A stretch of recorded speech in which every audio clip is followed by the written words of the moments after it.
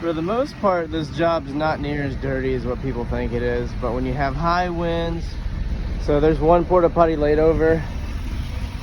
I just picked all these up. They were kind of spread up about this whole flat area over here. But we had super high winds yesterday, so they all fell over.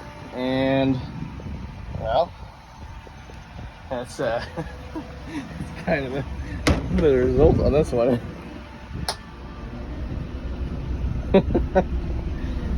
Ay, ay, ay.